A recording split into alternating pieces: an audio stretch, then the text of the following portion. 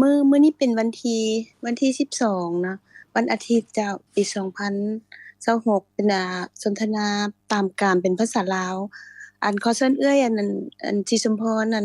กราบพระรัตนตรัยเป็นภาษาบาลีนะเจ้าโดยสบายดีท่านอาจารย์สบายดีพี่น้องทุกท่าน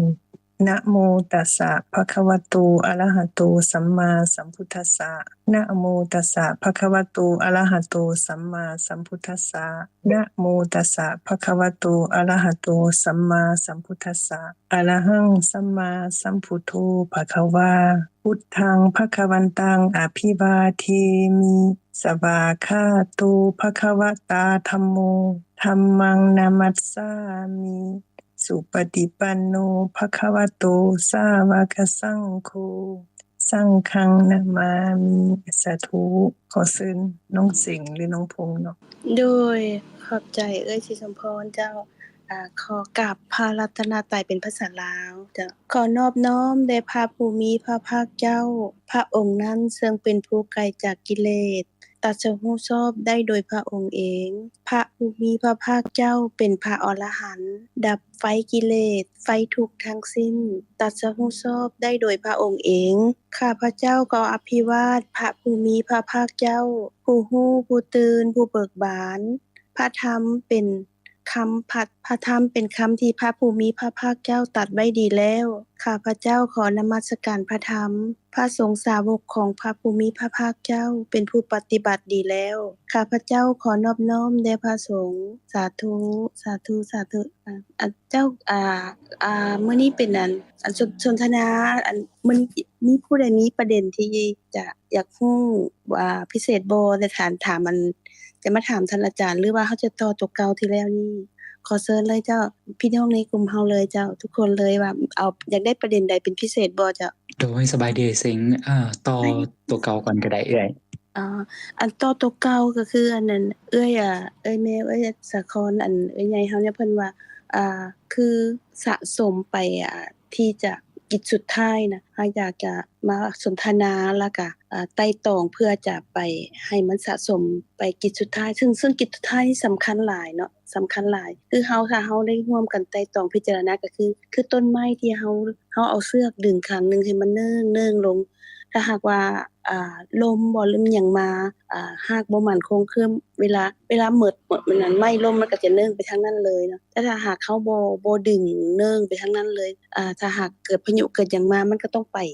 ตามพายุเลยจังซี่แต่ถ้าหากว่าเฮาได้เนิ่งไว้แล้วถ้าหากมีพายุมีหยังมามันก็จะลงไปตามที่เนิ่งไว้ก็คือเฮาจะสะสมสิ่งที่เฮาจะสะสมเพื่อจิตสุดท้ายมื้อนี้ก็ถ้าซั่นใดก็มาต่อสนทนาธรรมสนทนาไต่ตองพิจารณาเพื่อจะสะสมสิ่งที่เป็นกุศลเพื่อจิตสุดท้ายสะสมสิ่งที่เป็นกุศลนะถึงในสุดท้ายถ้าเฮาสะสมได้ก็สิ่งที่เป็นกุศลนั้นก็บ่แม่นเฮาตรงนี้เฮาก็จะบ่ได้กลับมาเวียนว่ายตายเกิดคือติดข้องในวัฏฏะนี้แต่ว่าตอนนี้คือว่าช่วยกันสนทนาพิจารณาสะสมสิ่งที่เป็นกุศลเพื่อสิ่งที่เป็นกุศลสะสมเพื่อจะจิตสุดท้ายจะมีประเด็นใดที่ว่าจะเอามาไต่ตองหรือพิจารณาเพื่อให้เกิดกุศลบ่ในการใช้ชีวิตของเฮาแต่ละมื้อนี้ว่าเฮาก็ติดข้องหลายสำหรับเฮาที่สะสมมาจึงได้เกิดได้เป็นภพนี้เนาะที่เป็นอกุศลเฮาก็จะปะมันแต่ว่าจะสะสมเพื่อให้เป็นกุศลนั้นกุศลนั่นน่ะซึ่งการที่จะเป็นกุศลนี้ก็ต้องได้ไต่ตองได้ตั้งใจพิจารณาอย่างถี่ถ้วนแท้ๆค่อยมันก็จะเกิดเรื่องง่ายๆเฮาอยู่กับผู้คนเขาเจ้าเว้าเสียงแฮงบางเทื่อเฮาก็ยังบ่พอใจนะเกิดอกุศลคือสิ่งที่เคยเว้าว่าขนาดใบไม้อยู่บ้านเขาเจ้าหล่นมาบ้านตัวเองก็ยังเกิดอกุศลก็มีจังซี่เราก็ต้องได้มาไต่ตองพิจารณาทุกขณะเพื่อจะบ่ให้เกิดอกุศลเหล่านั้นเพื่อจะได้สะสมให้จิตที่เป็นกุศลเพื่อจิตสุดท้ายจะมีประเด็นใดบ่ที่ว่าจะมาเอายกขึ้นมาไต่ตองและอ้างอิงคือว่ามาสนทนากันหั่นน่ะมีผู้ใดเอาจักอย่างบ่เจ้าเจ้าสบายดีสบายดีเชิญน้องพรก่อนเจ้าขอโทษแมวก็คืออยากว่าเนาะจากโตเติมตอนที่น้องสิงห์เป็นข้อที่ดีๆที่น้องสิงห์ได้เสนอมาหมายความว่าในการไต่ตองในการสะสมเป็น สิ่งที่สำคัญหลายเพราะว่าเวลาที่เฮาเกิดอกุศลหรือเกิดกุศลมันจะเฮาจะเฮ็ดหยังบ่ได้เลยทำเฮ็ดหยังบ่ได้ในเมื่อกุศลหรืออกุศลเกิดส่วนหลายจะเป็นอกุศลหลายกว่าทุกๆขณะของการใช้ชีวิตของเฮาแต่ละวันดังนั้นในการสะสมจิตให้เกิดกุศลหรือให้เป็นคิดไปในทางที่เป็นกุศลให้เพื่อให้เกิดปัญญาหรือว่าเป็นสติปัฏฐานดังที่เฮาเคยได้ยินมาหรือได้ฟังมาจะสำคัญหลายเพราะว่าเวลาเฮาได้เห็นสิ่งใดหรือว่าได้ยินสิ่งใดอย่างที่น้องเสียงเว้าไม่แต่ใบไม้บ้านคนอื่นปลิวมาถึงบ้านเฮาก็เกิดอกุศลละไอ้สิ่งนี้มันก็เกิดโลดมันก็แบบว่าบ่ดีใจอ้าวใบไม้คือมาตกใส่บ้านเฮาตกมื้อนี้แล้วก็มื้อนั้นยามใดใบไม้หล่นก็ตกมาใส่มันจะเป็นหยังที่เฮาคันเฮาเวลาที่เฮาเห็นเฮาจะเกิดความใจร้ายเกิดความบ่พอใจตลอดมันก็จะเป็นการสะสมในสิ่งที่บ่พอใจก็เลยอย่างที่น้องเสียงเว้าต้นไม้จะโน้มไปทางไหนเฮาก็จะโน้มไปในทางที่เป็นอกุศลถ้าเฮาเห็นตอนนั้นเฮาจะเกิดว่ามันก็เป็นแค่ใบไม้ตกลงมาเนาะเฮาก็ปัดอันนี้มันจะเป็นหยังที่ว่ายากหลายที่ว่าจะค่อยๆสะสมหรือว่าปลูกเริ่มต้นคิดไปในทางที่เป็นกุศลมันก็แค่ใบไม้เนาะก็ค่อยเฮาก็เก็บแล้วก็แล้วไปหรือว่ามีมื้อใดมื้อหนึ่งถ้ามีโอกาสก็จะได้ไปสนทนากับเพื่อนบ้านที่ปลูกต้นไม้ที่หล่นมาใส่บ้านเฮาหรือว่าอาจมีเส้นทางอื่นเพราะว่าในขณะนั้นถึงว่าเฮาจะเกิดอกุศลใจให้หรือเกิดคิดไปในทางที่ดีมันก็จะดีก่อนเพราะว่าถ้าเฮาจิตใจเฮาเกิดอกุศลหรือว่าบ่ดีใจเกิดความใจร้ายก็แม่นเฮาตอนนั้นในขณะนั้นที่เกิดความเจ็บปวดบ่ดีใจอย่างที่เฮาเคยได้ยินได้ฟังมาที่ท่านอาจารย์เคยสอนเฮาจะสร้างกองไฟสุมตัวเองเข้าไปอีกเกิดความใจร้ายโมโหโทโสขึ้นมาเป็นกองใหญ่ๆอันนี้แหละที่ว่าจะเห็นได้ยากเฮาจึงเริ่มแบบที่ว่าคิดให้ได้สติเนาะนึกคิดว่าเอาเป็นแค่สิ่งที่เกิดแล้วก็ดับแล้วก็ผ่านไปเป็นแค่สิ่งที่เห็นหรือเป็นแค่สิ่งที่ได้ยินแล้วก็ผ่านไปจะเริ่มสะสมบ่นี้เป็นสิ่งที่ยากสิ่งที่เห็นได้ยากแต่ก็เคยมีพระอริยบุคคลเพิ่นเคยเห็นแล้วเฮาก็จะพยายามต่อไปในการสะสมหรือว่าเริ่มปลูกฝังความคิดที่ดีความคิดที่เริ่มไปในทางอกุศลต้นไม้สิจะเนื่องไปในทางที่ว่าเป็นความดีอันนี้ขอซึ่งพี่แมวโตเนาะแมวว่ามีความเห็นอย่างใดในต่อไปนี้เจ้าที่ฟังน้องซังกะกราบท่านอาจารย์เนาะแล้วก็พี่ๆน้องๆทุกท่านฟังน้องมา2คนนี่ก็ได้ข้อคิดหลายๆแหละเดี๋ยวเอื้อยสิมาต่อแต่ว่าก่อนเอื้อยสิมาอันเว้าเสริมกับน้องทั้งสองเนาะเอื้อยอยากได้ยินน้องพงษ์เพราะว่าวันอาทิตย์วังหันเพิ่นเดินทางนะน้องพงษ์อยากให้น้องพงษ์เพราะว่าน้องพงษ์มีข้อคิดดีๆมาเสริมมาให้ข้อคิดพวกเฮาคือกันอยากขอให้น้องพงษ์เนาะเข้ามาซอยเสริมสิ่งที่น้องแนวความคิดของน้องพงษ์นั่นแหละในว่าเฮาจังใดนี่ที่เฮาสิสะสมไปบ่ว่าเพื่อเตรียมตัวหมู่เฮานี่ล่ะมันเฮาสิเนิ่งไปทางใดน่ะเนิ่งไปทั้งบุญหรือทั้งบาปกุศลหรืออกุศลนี่นะเป็นจังไดอยากฟังน้องพงษ์ขออนุญาตเนาะพี่น้องเฮาก่อนสิเว้าเดี๋ยวขออนุญาตให้น้องพงษ์เพิ่นแสดงความคิดเพิ่มเติมแน่หั่นนะขอบใจเจ้าอนุโมทนาโดยขอกราบขอบใจนำทุกท่านเนาะนำพวกเอื้อยๆทุกๆคนพี่ๆน้องๆเนาะโดยขอกราบสบายดีท่านอาจารย์และทุกท่านโดยก็ขออภัยที่อาทิตย์ก่อนบ่ได้เข้ามาร่วมสนทนาเนาะพอดีว่าเดินทางก็ได้แต่ก็ได้ฟังเนาะแต่ว่าบ่ได้อยู่จนครบชั่วโมงเจ้าเกี่ยวกับประเด็นในการสังสมเนาะตามความเข้าใจของขน่อยเองก็คือว่าทุกๆขณะนี่ก็เป็นธรรมะที่ว่าเกิดดับอยู่ตลอดเวลาเนาะต่างแต่ว่าสิเป็นธรรมะฝ่ายใดซึ่งธรรมะก็มีทั้งฝ่ายที่เป็นกุศลธรรมที่เป็นอกุศลธรรมเนาะแล้วก็เป็นอัพยคตธรรมเนาะโดยนั้นฝ่ายกุศลบอกง่ายๆก็คือเป็นบุญนั่นแหละเนาะโดยคันอกุศลมองยังไงก็คือเป็นบาปส่วนที่เป็นอภัยกตะก็คือส่วนที่เป็นวิบากและกิริยาซึ่งตามความเข้าใจของขน่อยเองก็คือว่า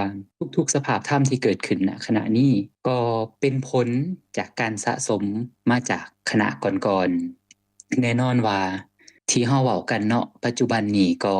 ส่วนใหญ่จิตก็จะเนื่องไปทางอกุศลหลายกว่าก็ยังสะสม เต็มไปด้วยความเป็นโตเป็นตนเนาะความโลภความโกรธและก็ความหลงเนาะเพราะว่าเนื่องจากว่ายังมีอวิชชาที่เป็นเช่นนี้ก็ย้อนว่าที่ผ่านมาก่อนหน้านี้เฮาก็ได้สั่งสมแต่แนวนี้มาแต่ก็ยังมีความสุขดีที่ว่าเฮาเองก็เริ่มหันเข้ามามีความสนใจที่จะเข้าใจความเป็นจริงของธรรมะลดละความเป็นตัวตนเข้าใจถึงสิ่งที่พระสัมมาสัมพุทธเจ้าเนาะผู้เพิ่นที่ว่าได้บุกเบิกเส้นทางเพิ่นได้ตรัสรู้สอบก่อนเนาะมีศรัทธาเริ่มยังเข้ามาในทางที่จะไปแห่งการลดละกิเลสจนกว่าจะไปฮอดถึงที่สุดเนาะโดยสำหรับตัวข้าน้อยเองก็คิดว่าเฮาสะสมอันใดในปัจจุบันก็จะแตกดอกออกผลไปในอนาคตการก็คงน้อมมาณขณะปัจจุบันเนาะว่าเฮาเริ่มเห็นโทษเห็นภัยของอกุศลละบ่โทษภัยในความบ่ฮู้แจ้งตามความเป็นจริงในความติดของในความยึดถือสิ่งต่างๆที่เฮ็ดให้จิตและก็รูปเนาะขณะต่อไปเกิดต่อไปบ่สุดสิ้นแล้วก็ยังสิเกิดต่อไปอีกก็คงนั่นล่ะเนาะโดยว่าการเห็นโทษเห็นภัยของอกุศลธรรมก็จะเป็นเหตุปัจจัยให้เฮาเริ่มสังสมหรือเห็นความสำคัญของการสังสมฝ่ายธรรมะที่เป็นอกุศลเทอละเล็กเทอละน้อยนับตั้งแต่ทานศีลความเข้าใจตามกำลังเนาะก็สะสมไปเรื่อยๆเพื่อให้มีกำลังเป็นปัจจัยเพื่อให้ส่งผลไปในอนาคตการโดยก็จะมีประมาณนี้เนาะโดยแมวรบกวนเชิญสาครต่อเด้อเจ้าขอบใจน้องพงษ์หลายๆอนุโมทนาในอันขอธรรมเนาะที่น้องพงษ์ได้ให้มาขยายหรือว่าได้มาอธิบายตามความเข้าใจน้องพงษ์มามันก็ได้ให้ขอคิดหมู่เฮาคือกันนะเพราะว่าฟังน้องทั้ง3แล้วนี่แล้วก็ต่อเนื่องมาจากแม่แต่น้องน้อยนะเว้ามาตั้งแต่วันอาทิตย์วังหันนี่ก็เป็นข้อที่แบบว่าก็มาลงบาดย้อนความมันมีตัวตนเนาะยกตัวอย่างคือว่าแหละทุกสิ่งทุกอย่างนี่มันพวกเฮานี่ในคณะศึกษาอยู่นี่อภิธรรมหรือว่าธรรมในสุดยอดของธรรมะนี่ที่ละเอียดที่สุดนี่เพิ่นมีอยู่ทุกคณะแต่ว่าเฮาก็ต้องได้อาศัยยกตัวอย่างมาประกอบเพื่อที่เฮาสิเข้าใจลึกและก็เข้าถึงสภาพธรรมนั้นบ่ว่าที่เทื่อที่แล้วนี่น้องน้อยได้เว้าถึงเรื่องเหือเนาะว่าอันเหือมาต่ำเฮาอันอยู่ในแม่น้ำซึ่งอันมันก็ขมุกขมัวมีอันแนมบ่เห็นขากบัดอันเครียดว่าซั่นว่าสิไปด่าพอเห็นเหือบ่มีคนเอาเหือห่างมาต่ำเฮาอุ้ยไฟอยู่นั่นจักแม่นสิเครียดให้หยังไว้เหือก็บ่ฮู้เรื่องราวหยังหรือว่ายังน้องเสงน้องพรก็มายกเว้าเรื่องว่ามื้อนี้อีกว่าเห็นบ่ก็ไปเครียดให้ใบไม้จังซี่นะมาตกอยู่ทางเฮาคันมันมาย้อนอีกว่าย้อนมันมีความนี่ล่ะมันสะสมอยู่ทุกขณะแต่ว่าเฮาจังได๋เฮาสิเอาสิ่งที่เฮาเรียนมาฟังมาเนี่ยเอามาไต่ตองพิจารณาคันในภาษาธรรมะที่อาจารย์เพิ่นสอนหมู่เฮาก็คือว่าเอามาโยนิโสมนสิการเนาะคิดปีหน้าอย่างดีถึงสภาพหรือว่าสิ่งที่เฮาเรียนมานั่นล่ะก็กับสิ่งที่มันเกิดขึ้นอยู่นี่นะว่ามันเป็นจังไดค่อยๆหาเหตุหาผลว่าไอ้ที่สิ่งมันเป็นไปอยู่นี่มันแม่นอีหยังกันแน่นะบ่แม่นเรื่องง่ายคือน้องพรว่าละเอียดแล้วก็ยากเด้ในการที่สิมาเฮ็ดได้พอเว้าถึงเรื่องต้นไม้เนาะมันก็เป็นเรื่องการยกตัวอย่างแต่ว่ามันก็เป็นสิ่งที่มันเกิดขึ้นอยู่ในชีวิตประจำวันของเฮาอันนี้ก็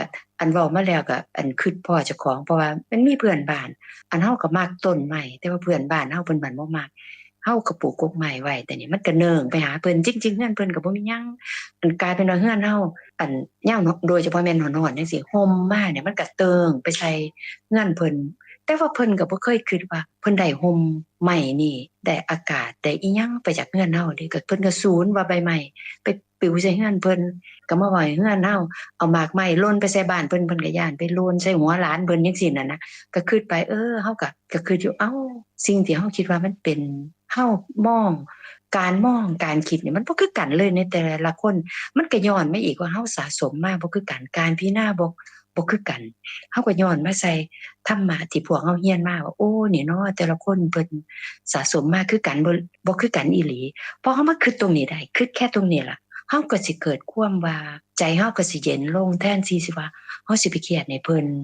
เพิ่นอยากตัดเพิ่นก็มาขออนุญาตตัดอยู่เฮาก็ว่าตัดโลดเด้อคันบ่นั่นเพราะก็คิดอยู่เฮาก็เสียดายอยู่แต่ว่าเพราะว่าเฮาคิดเสียดายย้อนว่าเฮาเห็นเพิ่นว่าห่มนั่นมันสิเกิดห่มให้เพิ่นเฮาเพิ่นไปคิดแทนเพิ่นซั่นนะเฮาคิดแบบเฮาแต่ว่ามันก็บ่สะสมบ่คือกันก็ลงมาตรงนี้อีหลีนี่แหละพอเฮาถึงเว้าเรื่องสะสมบาดตะนี้เฮาก็ไปเนิ่งหาทางเนิ่งกกไม้มาเขาล่ะเฮาก็ย้านเขาไปตัดกกไม้เฮาจังซั่นนะหรือว่าส่วนที่มันเกินไปอีหลีเพิ่นอยากตัดเฮาก็ตัดหรือเพิ่น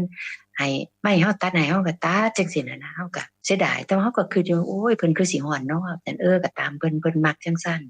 นี่ล่ะการมาเว้าถึงว่าการสะสมการบ่ฮู้แม้กระทั่งการบ่ฮู้ในเรื่องเล็กๆน้อยๆรายละเอียดจังซี่แต่ว่าคนมันบ่คือกันนี่ล่ะหรือเฮาเองคือกันเฮาก็คิดบ่ถึงในบางเรื่องก็ยังมีอวิชชาหลายอยู่โลภะก็มีโทสะก็มีคันมี2อันห้อยต้องแต่งมานำอันก็คือความบ่ฮู้นั่นล่ะที่หลวงพงว่าที่ท่านอาจารย์เพิ่นได้พร่ำสอนพวกหมู่เฮาแต่ว่ากลัวมันสิมาลงในสมองอยู่ในจิตเฮานี่ทุกขณะนี้สิมาสะสมได้บ่แม่นเรื่องง่ายเลยนะก็ต้องมานี่ล่ะมาสนทนากันไปเทื่อละเล็กเทื่อละน้อยสะสมไปเทื่อละเล็กเทื่อละน้อยอีหลีนะนี่ล่ะก็อันเอื้อยก็บ่มีหยังหลายก็เพียงมาเสริมหรือว่าอันเติมแค่นิดๆน้อยๆจากอันน้องทั้ง3ทั้ง4เพิ่นเว้ามาแล้วก็คงสิมากราบขอความเมตตาท่านอาจารย์ได้มาแจงแสดงธรรมให้พวกเฮาฟังนอกจากว่าหรือว่าคันมีพี่น้องผู้ใดสิมาเสริมเติมตรงนี้อีกหรือมีความคิดเห็นจังไดอีกก็ขอเชิญพี่ๆน้องๆทุกท่านคันบ่จังซั่นก็สิขอให้ท่านอาจารย์นะอันเชิญพี่ๆน้องๆเจ้าหรือบ่ซั่นก็เชิญท่านอาจารย์เจ้าโดยมีผู้ใดบ่เจ้าอยากเสริมเห็นความเห็นซอยกันเพราะว่าพวกเราศึกษามาขนาดนี้แล้วพวกเราก็รู้แล้วว่าโทษของอกุศลมันแรงส่ำใดนะก็เลยว่าต้องได้มาไต่ตองสนทนาเพื่อจะได้เพิ่มกุศลนั้นแล้วก็คือจนเข้าความจริงถ้าเฮาเข้าสภาวะธรรมตามว่าบ่มีเขาบ่มีเฮาตัวนั้นจบเลยแต่เฮาจะเข้าถึงตัวนั้นได้จังไดก็คือได้มาเริ่มที่บ่เอาอกุศลจะเอาแต่กุศลแล้วก็เลยได้ว่าอยากให้มาซอยกันเพิ่มก็คือว่ามาผูกเสือกให้เนิ่งไปทางนั้นน่ะต้นไม้เนิ่งไปทางนั้นน่ะถึงวาระมันก็จะได้ไปทางนั้นเลยบ่ได้ไปตามพายุมาคันเฮาบ่เนิ่งไว้บ่ต้องไปทางใดเฮาบ่ฮู้เนาะจึงได้ว่ามาสะสมเพื่อให้เป็นกุศลแล้วก็ให้ฮู้ว่าบ่มีเฮาจะมีผู้ใดมา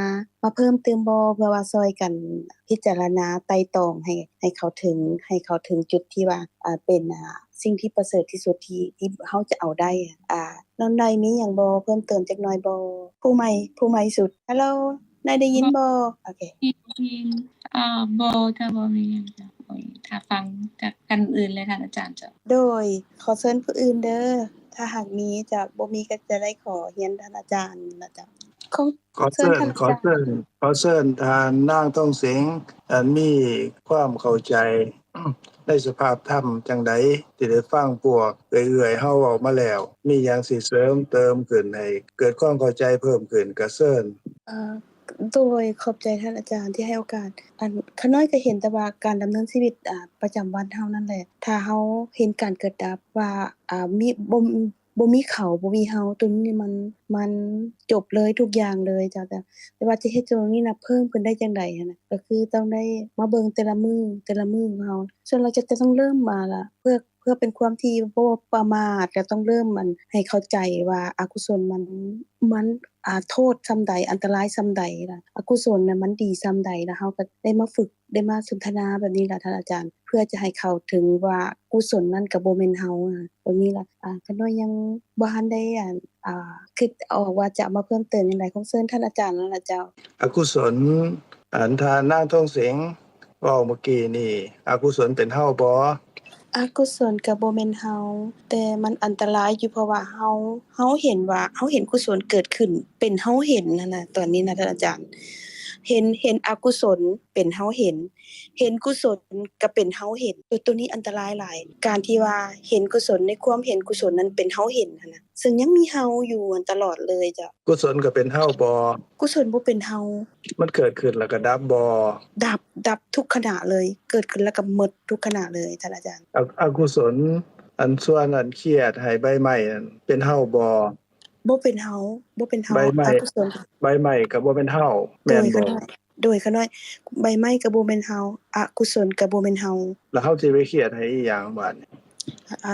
เครียดให้ในความอวิชชาเครียดในความบ่ฮู้เครียดในความว่าเป็นเฮาความติดข้องนี่ล่ะอาจารย์ แต่ว่าซั่นเฮากันเฮาบ่ฮู้เฮาก็ไปเครียดในความว่างเปล่าแม่นบ่ โดยเครียดในความว่างเปล่าเครียดในความบ่มีหยัง คันเฮาเครียดจังซั่นก็เพราะว่าเฮาบ่ฮู้ว่าอันบ่มีแม่นบ่ โดย แต่ว่าเฮากลับไปฮู้ว่ามีมีใบใหม่เอาใบใหม่ของบ้านนั่นปลิวมาใส่บ้านเฮาบ้านเฮาก็มีอีกตัวเฮาก็มีอีกก็เลยผสมผสานกันไปใหญ่อันตัวเฮามีบ่ ตัวเฮาก็บ่มีท่านอาจารย์ บ้านเฮามีบ่ บ้านเฮาก็บ่มี มีแต่สภาวะที่เป็นความว่างเปล่าแม่นบ่ โดยขาน้อย ว่าเฮาก็หมายถึงรูปเวทนาสัญญาสังขารวิญญาณนี่คันว่าเป็นคือหรือว่าคันสิเว้าก็ว่าเป็นนามเป็นรูปที่เกิดขึ้นแล้วก็ดับบ่เหลืออยู่เขาก็คือกันอย่าว่าเป็นเขาเป็นผู้นั้นผู้นี้เจ้าของใบใหม่เจ้าของต้นใหม่เขาก็เป็นรูปเป็นนามที่เกิดขึ้นแล้วก็ดับแล้วก็บ่เหลืออยู่ก็กลายเป็นว่าเป็นสภาวะที่บ่แม่นเขาบ่แม่นเฮาก็บ่มีเขาก็บ่มีมิตรก็บ่มีศัตรูก็บ่มีคนที่เครียดก็บ่มีคนที่ให้เครียดก็บ่มีแต่สภาพที่ว่างเปล่าตามความเป็นจริงก็เป็นจังซี่แม่นบ่ โดย แต่ว่าเพราะว่ามีสิ่งที่มาปิดมาบังไว้สิ่งที่ปิดมาบังไว้ก็เฮ็ดให้เฮาบ่ฮู้ตามความเป็นจริงว่าบ่มีเฮาบ่มีเขามีแต่สภาพธรรมสิเป็นจริงคือแต่ละขณะก็มีตั้งแต่ความว่างเปล่าพอเกิดขึ้นเปลี่ยนไปแล้วก็ดับเปลี่ยนไปแล้วก็ดับเปลี่ยนไปแล้วก็ดับกันความบ่ฮู้อันนี้แหละบ่ฮู้ว่าเกิดแล้วก็ดับทุกๆขณะก็คือบ่ฮู้ว่าความจริงที่ว่าเกิดแก่แล้วก็ตายโฮมลงว่าเป็นเกิดขึ้นแล้วก็ดับพอฮู้จังซี่ก็กลายเป็นว่าเป็นเฮาเป็นเขาเฮาเครียดในใบไม้ที่มันปลิวมาความเครียดก็เป็นอันเดียวกับเฮาเด้ความเครียดมีความบ่ฮู้เกิดนำเพิ่นว่าโมหะเกิดกับโทสะนั่นแหละมันเกิดขึ้นพอบ่ฮู้นั่นแหละก็กลายเป็นเฮาเครียดให้ใบไม้เครียดให้เขาแต่ที่จริงแล้วมันก็พอความบ่ฮู้ปิดบังอันนั้นก็เลยเกิดเป็นเฮาก็ตั้งเทื่อเฮาก็ไปไหว้เขาหรือว่าก็ทะเลาะเบาะแว้งกันหรือว่าก็เครียดหลายๆก็ไป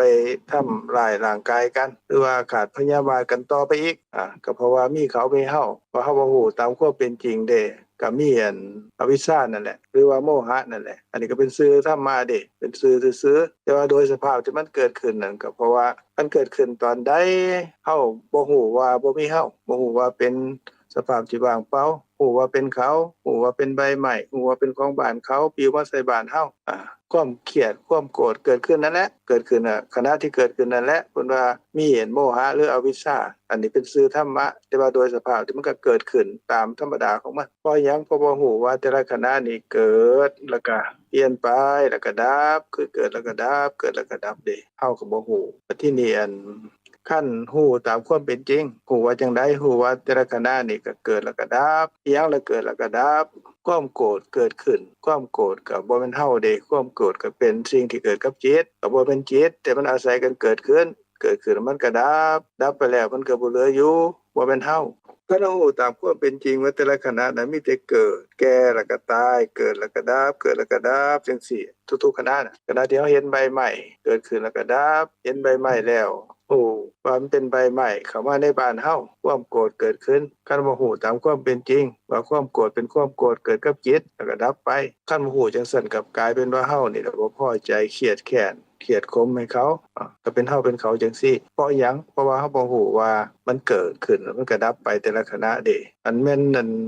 รูปก็คือกันรูปที่มันเกิดขึ้นที่เป็นอาศัยอันที่เป็นสิ่งที่อาศัยเกิดขึ้นของจิตเห็นน่ะเห็นใหม่ๆรูปที่เป็นที่เกิดนั่นมันเกิดขึ้นมันเปลี่ยนไปมันก็ดับคือกันก็กลายเป็นว่าแต่ละขณะนี่ก็มีตั้งแต่สภาพที่เป็นจริงคือท่านทั้งเสียงเว้านั่นแหละว่ามีแต่สภาพที่บ่มีเฮาบ่มีเขาบ่มีสัตว์บ่มีบุคคลคันบ่มีเฮาบ่มีเขาบ่มีสิ่งใดสิ่งหนึ่งมีแต่สภาพที่ว่างเปล่าแล้วผู้ใดสิไปโกรธอีหยังที่มาเฮ็ดให้เฮาโกรธแต่ว่ามันบ่ฮู้จังซี่มันก็เลยโกรธมันก็เลยเครียดบัดทีนี้มันมีประเด็นที่เฮาที่คุยกันก็คือว่าธรรมดาทั่วๆไปนี่ก็เพราะเฮาบ่ฮู้นี่แหละบ่ฮู้ว่าแต่ละขณะมันเป็นสภาพธรรมก็เลยเป็นไปตามปกติของความบ่ฮู้ก็มีเขาก็มีเฮามีสิ่งเฮ็ดให้พอใจบ่พอใจสิ่งเฮ็ดให้พอใจก็อยากได้สิ่งที่บ่พอใจก็เกลียดขม หรือว่าบ่อยากได้เป็นไปจังซี่เบิดมื้อเบิดเว้นอันคันเฮาฮู้ตามความเป็นจริงจังซี่แล้วนี่ว่าอันนี้นี่มันเป็นเพียงสภาวะที่เป็นไปตามปกติของมันเป็นยังเป็นภาวะปกติของมันก็คือเป็นความจริงตามที่สมมุติกันสมมุติว่าเป็นเขาเป็นเฮาเป็นผู้นั้นผู้นี้เป็นต้นไม้เป็นบ้านเป็นเรือนก็ตามนั้นแหละจำเอาตามนั้นอันนี้ก็จริงโดยสมมุติแต่ว่าโดยสภาพที่เป็นอีหลีนั่นนี่มีแต่ความว่างเปล่าเป็นหยังจังว่างเปล่าเพราะว่าพระพุทธเจ้าเพิ่นก็แสดงอยู่แล้วว่าแต่ละขณะเดียวนี้มีตั้งแต่เกิดแก่แล้วก็ตายหรือว่าเกิดแล้วก็ดับเกิดแล้วก็ดับคือกันหมดสุผู้สุคนหมดบ่เกิดดับก็หมายความว่าคนเกิดมาในโลกนี้หรือว่าเกิดมาเป็นสัตว์สาวาสิ่งก็ตามหรือว่าเกิดเป็นเทพเป็นเทวดาก็ตามก็มีการเกิดขึ้นเปลี่ยนไปแล้วก็ดับเกิดดับทุกขณะคือกันหมดเด้คือกันเบิดว่าแต่ละขณะเดียวนี่มีแต่ความว่างเปล่าจังซั่นแหละอันความว่างเปล่าจังซั่นนี่เป็นสภาพความจริงที่มีอยู่โดยบ่มีชื่อเด้แต่เฮาบอกเฮาเว้าตามพระธรรมเพิ่นว่าเป็นอนัตตาบ่มีตัวตนเป็นหยังที่บ่มีตัวตนเพราะว่าเกิดขึ้นแล้วก็ดับแล้วก็บ่ยังอยู่คือเก่าคันบ่ยังอยู่คือเก่าแล้วเพราะมันบ่เหลืออยู่มันบ่มีแล้วมันเบิดไปแล้วมันสูญไปแล้วมันสิ้นไปแล้วบ่มีหยังเหลืออยู่แล้วมันสิเป็นอนัตตาตัวตนเป็นเขาเป็นเฮาเป็นสัตว์เป็นบุคคลเป็นสิ่งหนึ่งสิ่งใดได้บ่ก็บ่ได้อันสภาพที่เฮาเข้าใจความจริงนี่แหละเพิ่นเรียกว่าปัญญาอันนี้ก็เป็นชื่อธรรมะเด้อันภาษาเฮาเรียกว่าเข้าใจความจริงเข้าใจก็บ่มีชื่อเด้อันนี้มาถามเจ้าว่าเจ้าเข้าใจว่าจังได๋จะเอาให้ข่อยเบิ่งแหน่เป็นตัวเป็นตนจังได๋ความเข้าใจมันก็เอามาบ่ได้ก็คืออันกับอันหมู่เจ้าแซ่บกินข้าวแซ่บโอ้มันแซ่บจังได๋อาจารย์มาให้ข่อยเบิ่งแหน่จะเว้าจังได๋ข่อยจังสิฮู้ว่าเจ้าแซ่บจังได๋ก็บ่ได้เพราะว่าอันความรู้ความเข้าใจที่เกิดขึ้นน่ะมันก็รู้ได้โดยตนเองเด้อันสภาวะที่เฮารู้ตามความเป็นจริงแต่ละขณะนั้นบ่มีเขาบ่มีเฮาบ่มีสัตว์บ่มีบุคคลบ่มีตัวตนสภาวะจังซั่นเพิ่นเรียกว่าเป็นความเข้าใจความจริงโดยบ่มีชื่ออันนี้นี่คันเข้าใจจังซี่แล้วการเครียดการขมมันก็ค่อยบรรเทาลงเด้ความเข้าใจที่เกิดขึ้นนั่นแหละมันก็ไปเฮ็ดให้ความบ่เข้าใจคือความบ่ฮู้ให้เบิดไปความรู้เกิดขึ้นความบ่รู้ก็เบิดไปตามลำดับอันนี้เป็นประเด็นที่เฮานำมาเว้ากันมื้อนี้เด้ว่าเฮ็ดจังได๋ล่ะอันความเข้าใจหรือว่าปัญญาหรือว่า